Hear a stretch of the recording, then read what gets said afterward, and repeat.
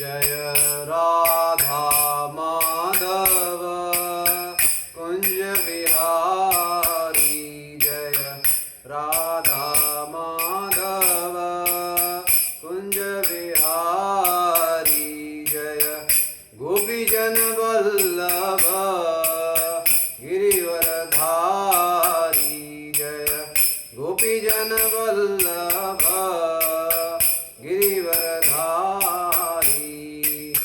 यशोदानंदन व्रज जनरंजन।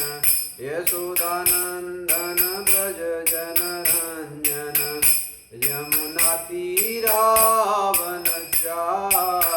यमुना तीरावनचारी। जय राधा माधव कुंज विहारी। जय राधा माधव कुंज विहारी। जय गोपीजन वल्लभ गिरिवरधारी। जय गोपीजन वल्लभ गिरिवरधारी। यशोदानंदन व्रज जनरंजन। यशोदानंदन व्रज जनरंजन। यमुना तीरावनचारी। यमुना तीरावनचारी। जय राधा माधव कुंज विहारी। जय राधा माधव कुंज विहारी। हरे कृष्ण। आज की भागवतम कक्षा में आप सभी का स्वागत है।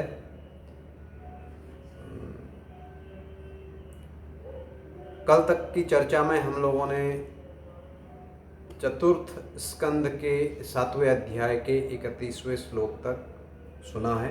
आज हम इसी चर्चा को आगे बढ़ाएंगे।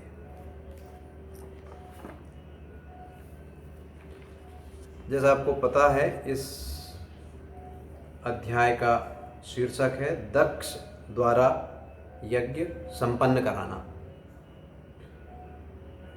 तो 32वां श्लोक है। इंद्र उवाच इदं प्युच्युत विश्वभावनं वपुरानंदकरं मनोदृशां सुर विद्वत्क्षपणे रुदायुधे भुर्ज दंडे रूपपन्न मिष्टिभिः। इंद्र उवाच, राजा इंद्र ने कहा, इदम यह, अपि निश्चय ही, अच्युत हे अच्युत, विश्व भावनम विश्व के कल्याण हेतु, वपु दिव्य रूप, आनंद करम आनंद के कारण, मनः दृशाम मन तथा नेत्रों को, सुर विद्विट आपके भक्तों से ईर्षालु, क्षपणे दंड द्वारा, उद आयुधे हथियार उठाए, भुज दंडे बाहों से, उपपन्नम युक्त, अष्टिभ्य 8। अनुवाद और तात्पर्य श्रील एसी भक्तिवेदांत स्वामी श्रील प्रभुपाद द्वारा। राजा इंद्र ने कहा, हे भगवान, प्रत्येक हाथ में आयुध धारण किए आपका यह अष्टभुज दिव्य रूप संपूर्ण विश्व के कल्याण हेतु प्रकट होता है और मन तथा नेत्रों को अत्यंत आनंदित करने वाला है। आप इस रूप में अपने भक्तों से ईर्ष्या करने वाले असुरों का दंड देने के लिए सदैव तत्पर रहते हैं। तात्पर्य, शास्त्रों से सामान्यतः ज्ञात होता है कि भगवान विष्णु चतुर्भुज रूप में प्रकट होते हैं, किंतु इस विशिष्ट यज्ञ स्थल पर वह अष्टभुज रूप में आए। राजा इंद्र ने कहा, यद्यपि हम आपके चतुर्भुज विष्णु रूप को देखने के अभ्यस्त हैं, किंतु आपका यह अष्टभुज रूप भी उतना ही यथार्थ है। जैसा कि ब्रह्मा कह चुके हैं, भगवान के दिव्य रूपों का दर्शन करना इंद्रियों की शक्ति के परे है। ब्रह्मा के इस कथन के उत्तर में राजा इंद्र ने कहा कि यद्यपि भगवान का दिव्य रूप भौतिक इंद्रियों से नहीं देखा जा सकता, उनके कार्यकलाप और दिव्य रूप को समझा जा सकता है। भगवान का असामान्य रूप, असामान्य गुण तथा असामान्य सौंदर्य सामान्य पुरुषों द्वारा भी देखा जा सकता है। उदाहरणार्थ, जब वृंदावन में भगवान कृष्ण 6-7 वर्ष के बालक के रूप में प्रकट हुए, तो वहाँ के वासी उन्हें देखने आए। वहाँ पर मूसलाधार वर्षा हुई तो भगवान ने गोवर्धन पर्वत उठाकर वृंदावन वासियों की रक्षा की और पर्वत को 7 दिनों तक बाएं हाथ की कनिष्ठ अंगुली पर उठाए रखा। यह असामान्य गुण उन भौतिकतावादी पुरुषों को भी विश्वास दिलाने वाला है जो अपनी भौतिक इंद्रियों की सीमा तक ही कल्पना कर सकते हैं। भगवान की लीलाएं व्यावहारिक दृष्टि से मन को भाने वाली हैं, किंतु निर्गुणवादी इस रूप पर विश्वास नहीं करते, क्योंकि वे भगवान के व्यक्तित्व की तुलना अपने व्यक्तित्व से करते हैं। क्योंकि इस भौतिक जगत के लोग पर्वत नहीं उठा सकते, अतः उन्हें विश्वास नहीं हो पाता कि भगवान ऐसा कर सकते हैं। वे श्रीमद् भागवत के कथन को रूपक मानते हैं और वे उसकी विवेचना अपने ढंग से करते हैं, किंतु तथ्य यह है कि भगवान ने वृंदावन के सभी निवासियों के समक्ष पर्वत उठा लिया था, जैसा व्यासदेव तथा नारद जैसे महान आचार्यों तथा लेखकों ने पुष्टि की है। भगवान के कार्य, लीलाएं तथा असामान्य गुण, इन सबों को यावत रूप में स्वीकार करना होगा, और इस तरह से हम आज भी भगवान को समझ सकते हैं। यहाँ पर दिए गए उदाहरण में इंद्र ने पुष्टि की, आपका यह अष्टभुज रूप आपके चतुर्भुज रूप के ही समान उत्तम है, इसमें कोई संदेह नहीं।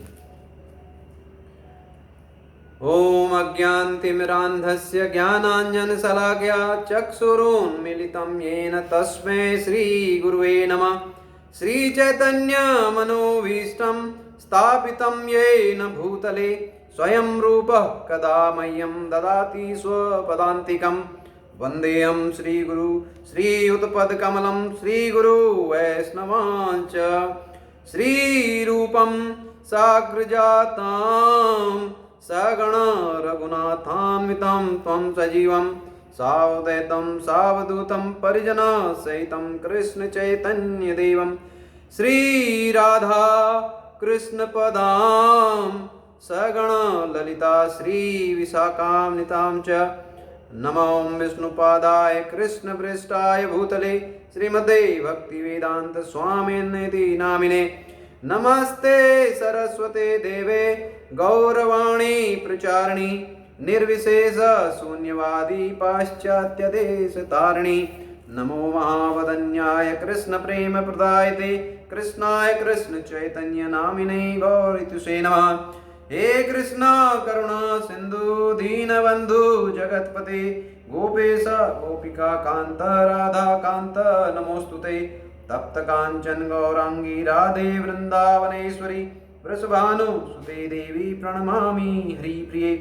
वाञ्छाकल्पतरुभ्यश्च कृपा सिन्धुभ्येव च पतितानां पावनेभ्यो वैष्णवेभ्यो नमो नमः। जय श्री कृष्ण चैतन्य प्रभु नित्यानंद श्री अद्वैत गदाधर श्रीवास आदि गौर भक्त वृंद। हरे कृष्णा कृष्ण कृष्ण हरे हरे, हरे राम राम राम हरे हरे।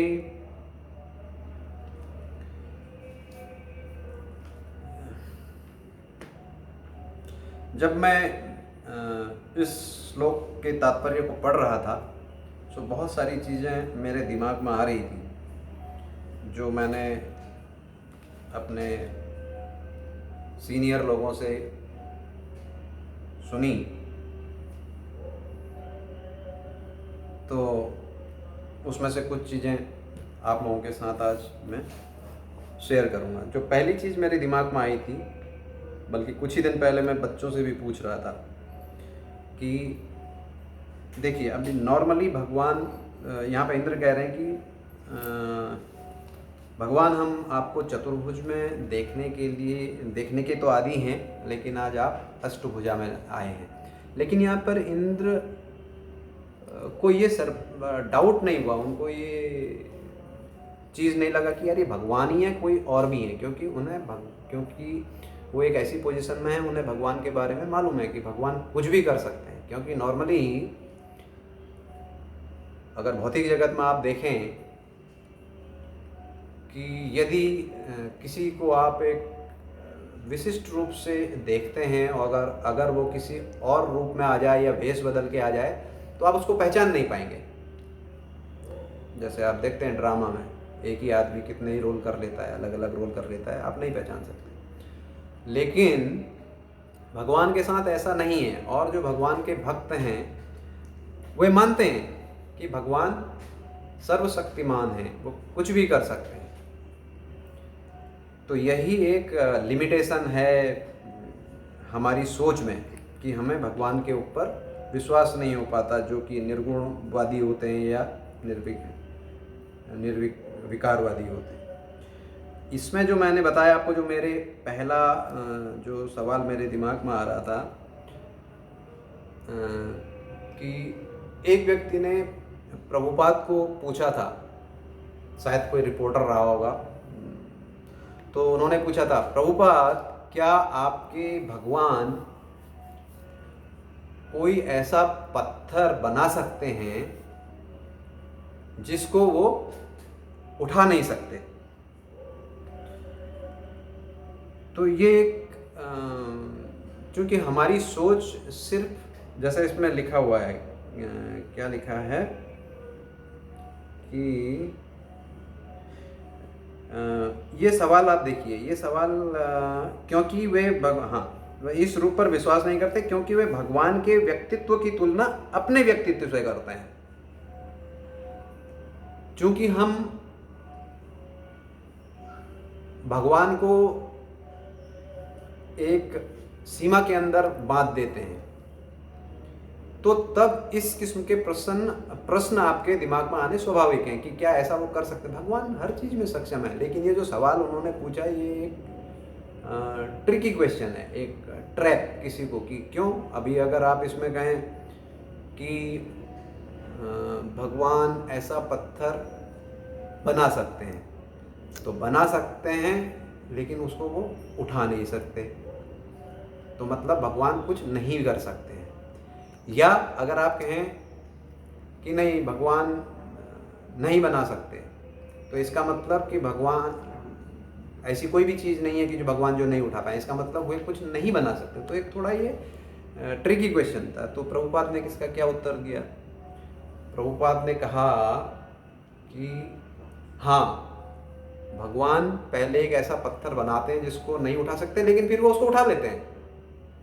तो यही एक भक्त की सोच में और एक साधारण आदमी की सोच में फर्क होता है कि भगवान हर चीज कर सकते हैं। हाँ, वो एक ऐसा पत्थर भी बना सकते हैं जिसको उठाने से फिर वो उठा भी सकते हैं, मतलब वो हर कार्य करने में सक्षम है। अब ये सवाल आया इसीलिए हमारे दिमाग में क्योंकि हम भगवान का व्यक्तित्व और अपने व्यक्तित्व के तुलना करने लगते हैं। लेकिन भक्त अपने आचार्यों के माध्यम से, अपनी परंपरा के माध्यम से, शास्त्रों के माध्यम से इस बात का उन्हें पूर्ण और दृढ़ विश्वास रहता है कि भगवान हर चीज करने में सक्षम है।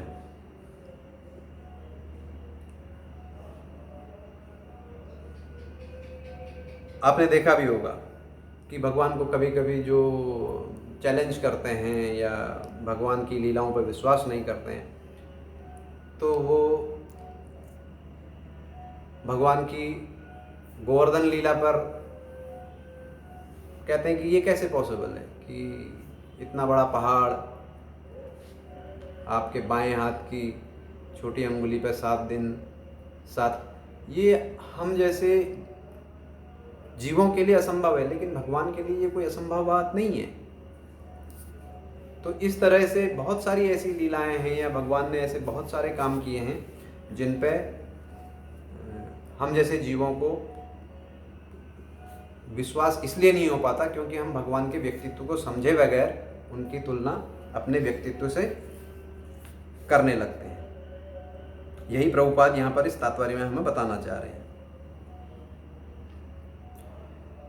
यहाँ पर भगवान के कार्य, लीलाएं तथा असामान्य गुण, इन सबों को यावत रूप में स्वीकार करना होगा और इस तरह से हम आज भी भगवान को समझ सकते हैं। तो ये चीज़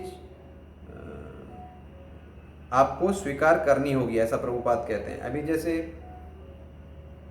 आप हर चीज़ के लिए प्रूफ या सर्टिफिकेट नहीं मांगते हैं। आप बहुत बार एग्जांपल दिया जाता है कि अब आप एरोप्लेन में जाते हैं तो आपको ये मानना होता है कि हाँ, ये पायलट हमें इस डेस्टिनेशन से दूसरे डेस्टिनेशन में लेके जाएगा। आप जा कर के उसकी कॉम्पिटेंसी पे या उसके काम पे सवाल नहीं उठा सकते। इसी तरह भगवान के बारे में जो चीज़ें शास्त्रों में लिखी हैं और हमारे आचार्यों ने बताई हैं, उन पे हमें पूर्ण निष्ठा और पूर्ण विश्वास होना चाहिए।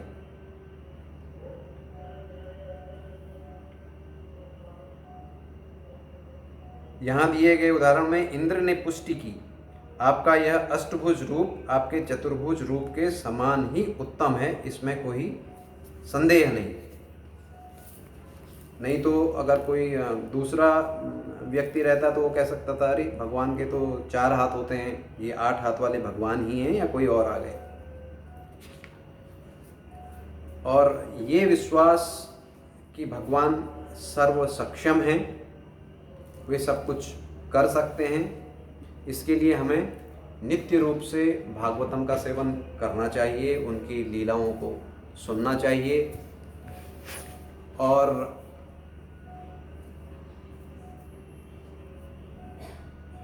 ऐसा करने से हमें उनकी लीलाओं पर तो विश्वास होता ही होता है, साथ ही चूँकि हमें बताया गया है कि भगवान के पवित्र लीलाओं को सुनने से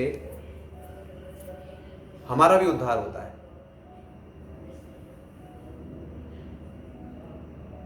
जब हमको इस चीज़ पर पूर्ण विश्वास हो जाता है कि हमारे जो आचार्यों ने शास्त्रों के माध्यम से हमें जो चीज़ें बताई हैं वो सत्य हैं, तो आपका विश्वास दृढ़ होता जाता है और फिर उनकी कही हुई बातों को अगर आप अपने जीवन में उतारें तो उससे उसका रिजल्ट भी आपको देखने को मिलता है। मैं अपने जीवन का आपको एक सुंदर सा उदाहरण बताता हूँ।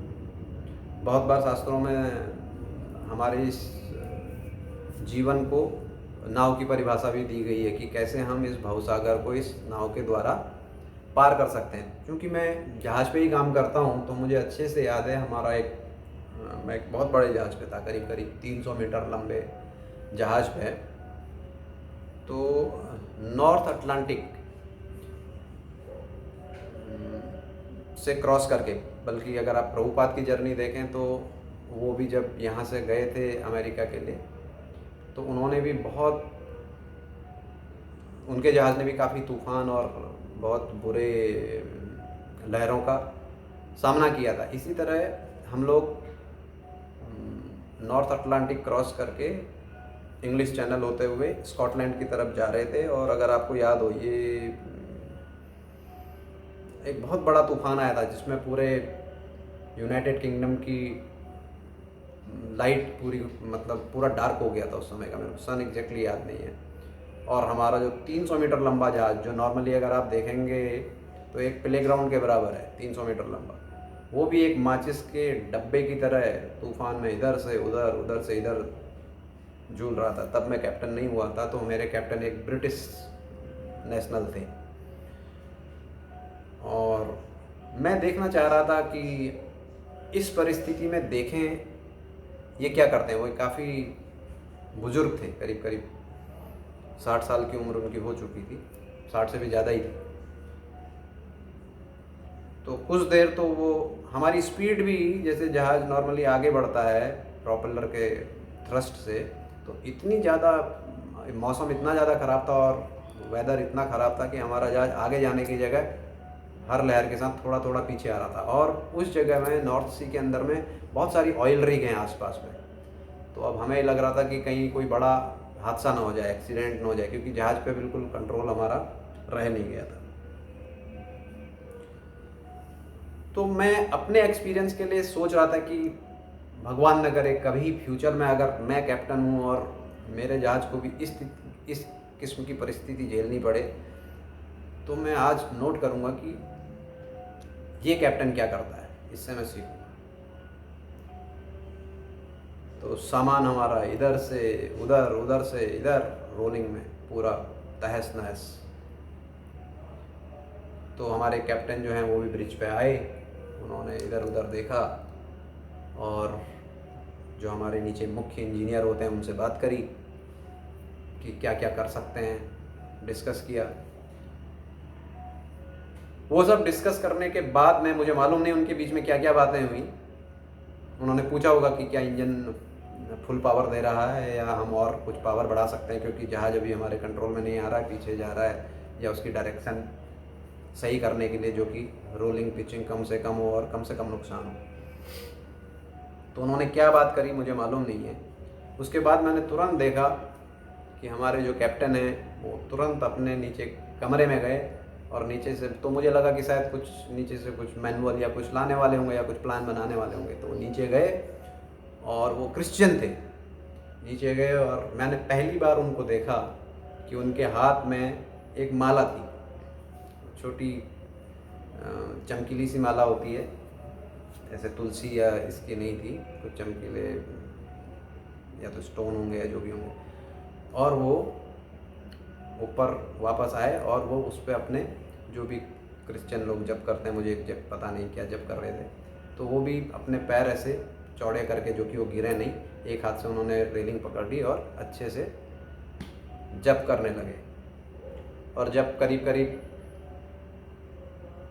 2-3 घंटे बाद, जब थोड़ा सा वेदर पूरा तो अच्छा नहीं हुआ था, फिर भी थोड़ा सा सुधार हो गया था, तो मेरी तो ड्यूटी ख़त्म हो गई थी, तो मैं नीचे चला गया।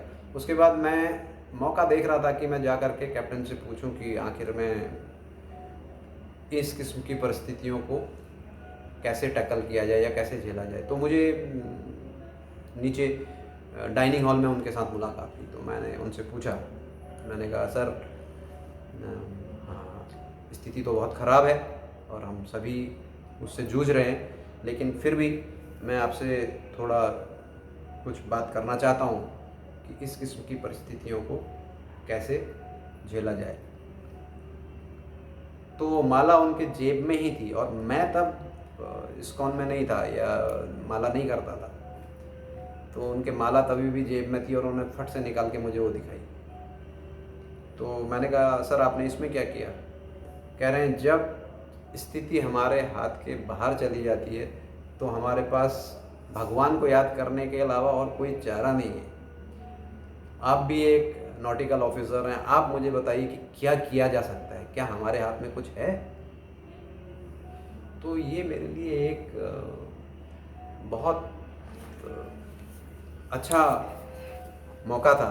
हम लोग चूँकि भारतीय हैं, भगवान की तरफ हमारा एक रुझान तो होता ही है, लेकिन जब एक ब्रिटिश आदमी को मैंने ऐसा कहते सुना तो मुझे अत्यंत हर्ष हुआ कि भले ही हम लोग अमेरिकन्स को या यूरोपियंस को कहें कि वो भौतिकतावादी हैं या भगवान में उनका विश्वास नहीं है, लेकिन वहाँ पर भी कुछ लोग ऐसे हैं, वो जानते हैं कि मनुष्य की ताकत एक स्थिति तक उसको हेल्प कर सकती है या एक स्थिति तक वो दिमाग लगा सकता है, लेकिन एक स्थिति के बाद हरे कृष्णा, आपको भगवान को ही याद करना पड़ेगा। तो जब अगर वैसा करना ही है तो हम उस स्थिति तक क्यों जाएं हम ये समझदारी क्यों न पहले ही अपना लें कि हम अपने जीवन की बागडोर भगवान को पहले ही पकड़ा दें, तो आपको ये जो ट्रबल्ड वाटर हैं इनमें सेलिंग करने में आसानी हो जाए। जब पहला शिप बनाया गया था, शिप तो काफ़ी पहले से बन रहे हैं, मेरा कहने का मतलब है एक पैसेंजर शिप बनाया गया था, टाइटैनिक। ये शायद 1912 के आसपास की बात है। तब ये कहा गया था कि ये अनसिंकेबल है, ये डूब नहीं सकता। और आपको पता ही होगा कि ये सो कॉल्ड अनसिंकेबल जहाज अपने पहले ही मेडन वॉयज जिसको बोलते हैं उसमें, और उसमें उस समय के हुज एंड हु, मतलब बड़े बड़े मल्टी मिलियनर पैसे वाले लोग उसमें यात्रा कर रहे थे। It was a Prestige issue कि कौन इसमें यात्रा कर सकता है, बड़े बड़े लोग गए। और आपको इसका हस्र पता ही है, जैसे अपने मेडन वॉयज में ही एक बहुत बड़े आइसबर्ग से टकरा गया, जबकि उसकी आगे से बताया जाता है कि पायलट वेसल भी थी उसको रास्ता दिखाने के लिए, फिर भी वो एक आइसबर्ग से टकरा गया और उसमें हजारों लोगों की मौत हो गई। उसके बाद टेक्नोलॉजी काफ़ी बढ़ गई, गलतियों से लोगों ने सीखा, बहुत नए नए इक्विपमेंट लग गए। लेकिन अभी अगर आपको याद हो, कुछ साल पहले ही इटली के कोस्ट में फिर से एक पैसेंजर शिप जा कर के ग्राउंड हो गया, टिल्ट हो गया। और मुझे एग्जैक्ट उसका डेटा तो याद नहीं कि उसमें कितनी कैजुअलिटी हुई थी, क्या हुई थी, लेकिन एक्सीडेंट अभी भी हो सकते हैं। कहने का तात्पर्य ये है कि हमारी बुद्धि का या हमारी सोच का या हमारी इंटेलिजेंस की एक लिमिट होती है। हम उसी दायरे के अंदर काम कर सकते हैं। जब हम अपनी विज्ञान की कक्षा पढ़ते थे तो उसमें बताया जाता था कि हम इतने हर्ट्ज से इतने हर्ट्ज के बीच की फ्रीक्वेंसी ही सुन सकते हैं। कई एक जानवर हैं जो उसके नीचे की फ्रीक्वेंसी और उसके ऊपर की फ्रीक्वेंसी सुन सकते हैं, लेकिन हम नहीं सुन सकते, हमारी लिमिटेशन है। इसी तरह से हमारे जो देखने की क्षमता है उसका भी एक लिमिट है, एक पर्टिकुलर स्पेक्ट्रम के अंदर हम लोग देख पाते हैं। अल्ट्रावायलेट रेज हमें नहीं दिखती, इंफ्रारेड रेज हमें नहीं दिखती। एक्सरे आप करवाते हैं हॉस्पिटल में जाकर के, आपको दिखती है क्या? वो डॉक्टर कहता है चलो ये खड़े हो जाओ, एक प्लेट लगाता है, आपको पता भी नहीं चलता कि कब आपका हो गया, वो बोलता हाँ चलो उतर जाओ, हो गया काम। तो बहुत सारी चीज़ें जो आपको दिखती नहीं है, ऐसी सारी इंद्रियों की मैं बात करना चाह रहा हूँ। जितनी भी आपकी इंद्रियां हैं, हर एक की एक लिमिटेशन है, उसी लिमिट के अंदर आप चीज़ें जान सकते हैं। लेकिन जब भगवान के बारे में बात आती है तो हमारा सबसे पहला आर्ग्यूमेंट यही होता है, आपने भगवान को देखा है क्या? बल्कि हम कहीं कहीं प्रीचिंग करने जाते हैं तो उसमें आदत बन जाती है प्रीचर्स लोगों की कि कृष्ण ऐसा कहते हैं। अब हम तो शास्त्रों के हिसाब से कह रहे हैं, हम थोड़ा ना कृष्ण भगवान का इंटरव्यू लेके आए हैं। भगवान ने भगवद गीता बोली है, हम उनके कही हुई बातों को शास्त्रों के माध्यम से लोगों के सम्मुख रखते हैं। लेकिन जब हम लोग सम्मुख रखते हैं तो कभी कभी जिनको इन चीज़ों का विश्वास नहीं होता तो वो क्वेश्चन कहते हैं, आप कृष्ण से मिले हैं क्या? आप तो ऐसे बता रहे हैं जैसे आप कृष्ण से मिल के आए हैं। तो यस, हम कृष्ण से मिले हैं शास्त्रों के माध्यम से, अपने आचार्यों के माध्यम से, अपने सीनियर लोगों के माध्यम से। सीनियर से मेरे को एक चीज़ याद आई, कहीं पे मैं एक लेक्चर में सुन रहा था, बड़ा इंटरेस्टिंग था। सीनियर कौन है? वो नहीं है जिन्होंने हु हैज सीन ईयर्स, जिसने ज़्यादा वर्ष देख लिए, वो सीनियर नहीं है। सीनियर वो है who has seen Krishna through years, मतलब जिन्होंने कृष्ण को कानों के द्वारा देखा है। ये मेरे को अचानक से याद आया तो मैंने आपके साथ शेयर कर लिया। तो इस तरह से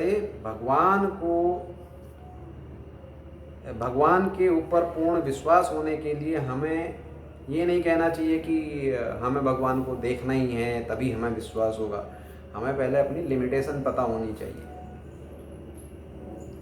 बल्कि मेरे तो कृष्ण भावनामृत में आने के लिए मैं आज के साइंटिस्ट लोगों का ज़्यादा धन्यवाद करना चाहता हूँ। डार्विन मेरे शिक्षा गुरु हैं, क्योंकि उन्होंने जो थ्योरी बताई उस पर मेरे को विश्वास ही नहीं हो रहा था जब मैं पढ़ भी रहा था कि पहले एक सिंगल सेल था अमीबा, और उसके बाद में वो मल्टी सेल बन गया, फिर वो रेप्टाइल बन गया, और जो भी इवोल्यूशन वाली जो थ्योरी है। ठीक है, मैं यही हमेशा सोचा करता था कि ठीक है, आप एक से मल्टी बन गए, पक्षी बन गए, लेकिन एक पक्षी बनेगा, इतने अभी मोर के पंख में उतने सारे कलर कौन भर के चला गया, है ना।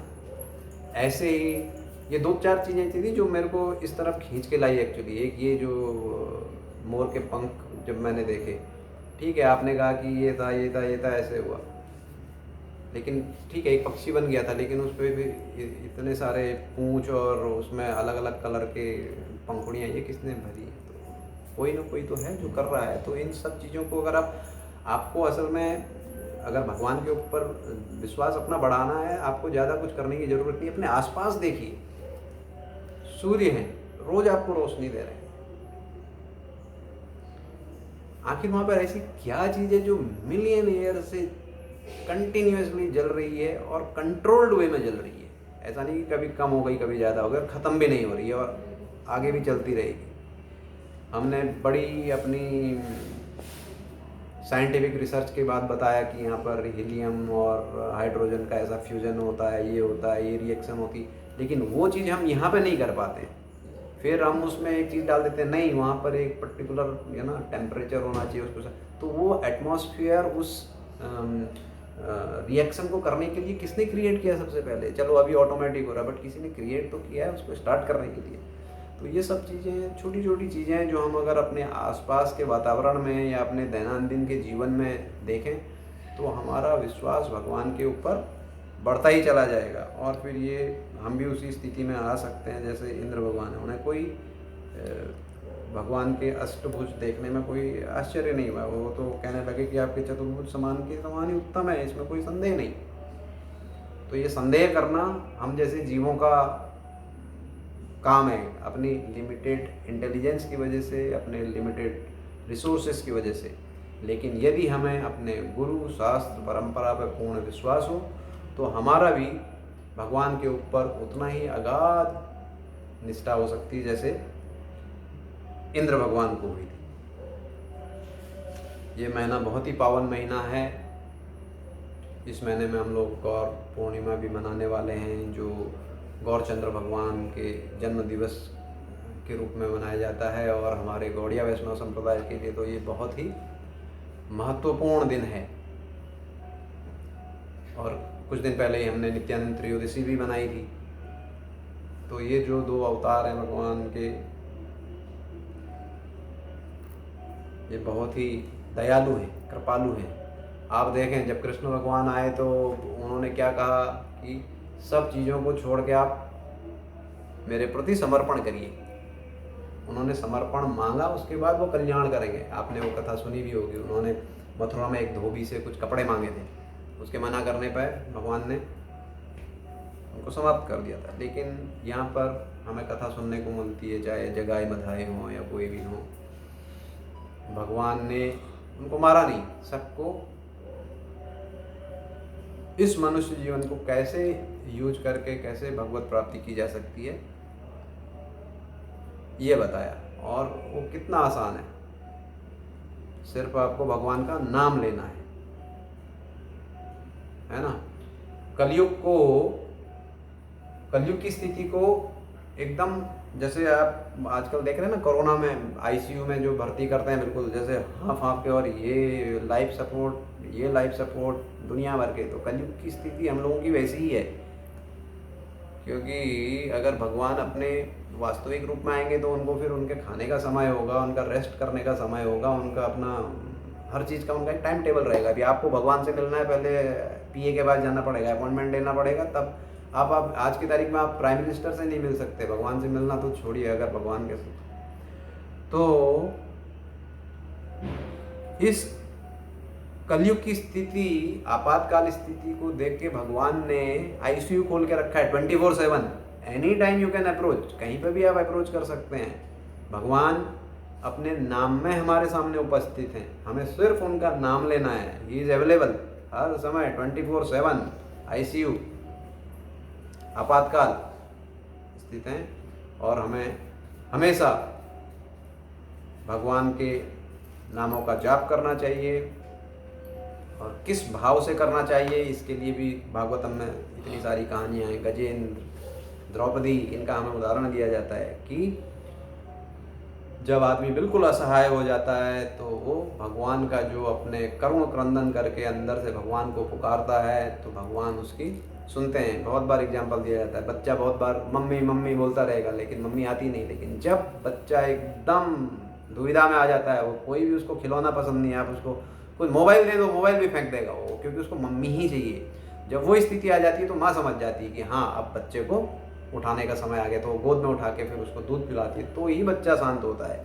वही स्थिति जब तक हम अपने इस भौतिक जगत के अंदर में अपने इन खिलौनों के साथ खेलते रहेंगे तब तक हमें भगवत प्राप्ति मुश्किल है। लेकिन जिस दिन आपको ये पता लग जाएगा कि नहीं अभी मुझे रोना है, अपने हृदय से रोना है, भगवान को पुकारना है, भगवान यहाँ पर प्राप्य हैं, अपने नाम में हैं, ये निष्ठा अगर हो जाए तो आज के श्लोक से हमें बहुत अच्छी चीज़ मिली कि जो भगवान के भक्त हैं उन्हें भगवान के किसी रूप में डाउट नहीं होता है, वो किसी भी रूप में आए।